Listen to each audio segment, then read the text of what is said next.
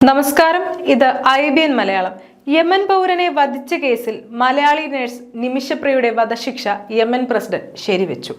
Talal Abdu Mahdi എന്ന യുവാവ് കൊല്ലപ്പെട്ട കേസിൽ ശിക്ഷിക്കപ്പെട്ട് യമൻ തലസ്ഥാനമായ സനാലയിലെ ജയിലിൽ 2017 മുതൽ കഴിയുകയാണ് പാലക്കാട് ചിറ്റിലഞ്ചേരി സ്വദേശിനി നിമിഷപ്രിയ. വധശിക്ഷ 1 മാസത്തിനകം നടപ്പാക്കുമെന്നാണ് വിവരം. വധശിക്ഷ പ്രസിഡന്റ് ശരിവെച്ച വിവരം യമനിൽ നിമിഷപ്രിയയ്ക്കുള്ള നിയമസഹായവും മോചന ശ്രമങ്ങളും ഏകോപിപ്പിക്കുന്ന സാമുവൽ ജെറോമാണ് സ്ഥിരീകരിച്ചത്. മകളുടെ മോചന ശ്രമങ്ങളുടെ ഭാഗമായി ഈ വർഷം ഏപ്രിൽ 20 യമനിലേക്ക് പോയ അമ്മ പ്രേമകുമാരി അവിടെ തുടരുകയാണ്. ഇതിനിടെ 2 തവണ മകളെ ജയിലിൽ ചെന്ന് കാണാൻ സാധിച്ചു.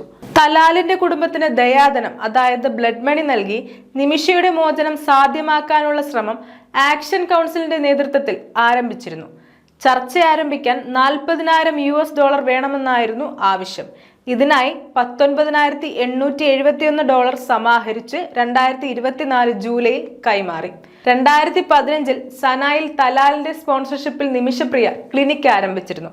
സഹപ്രവർത്തകയുമായി ചേർന്ന് തലാലിനെ വധിച്ചെന്ന കേസിൽ 2017 ജൂലൈയിലാണ് നിമിഷ അറസ്റ്റിലായത്. 2020 വിചാരണ കോടതി വധശിക്ഷ വിധിച്ചു. വിധിക്കെതിരായ അപ്പീലുകൾ വിവിധ കോടതികൾ തള്ളിയിരുന്നു. News desk IBN Malayalam.